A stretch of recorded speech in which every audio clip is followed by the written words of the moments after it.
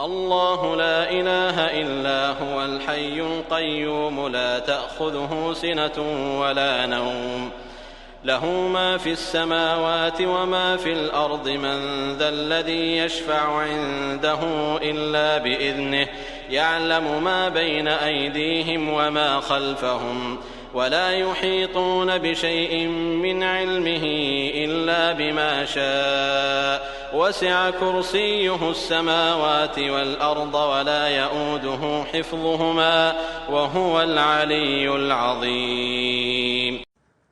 Тәүхиднең икенче төре тәүхид әл-улухия.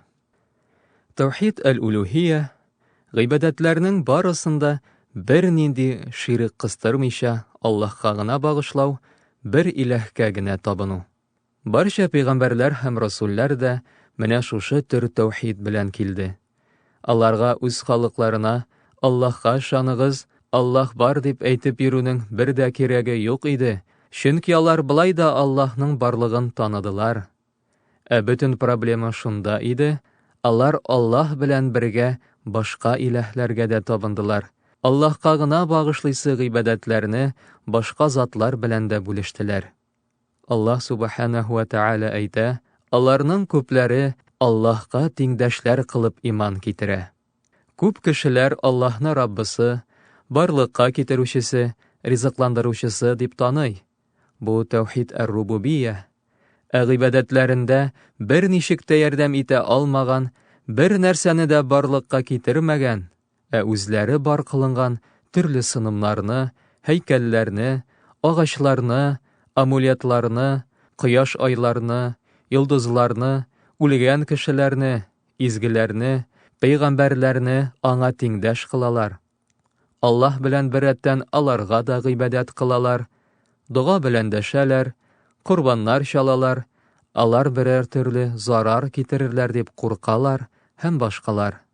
Аллаһ субханаһу ва тааля әйтә, әгәр алардан җирне вә күкләрне кем халык кылды, айны вә кояшны кем йөртә дип сорасаң, әлбәттә Аллаһ дип җавап бирерләр.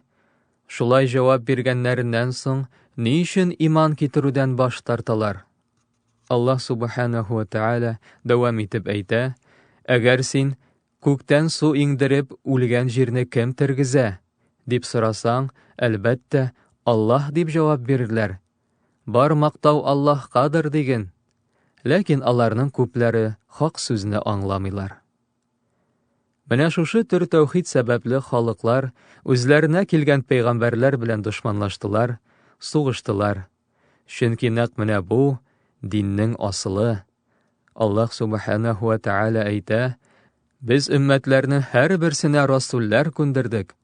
Фақат Аллаһка гына гыйбадәт кылыгыз һәм Аллаһтан башкага гыйбадәт итүдән сакланыгыз дип.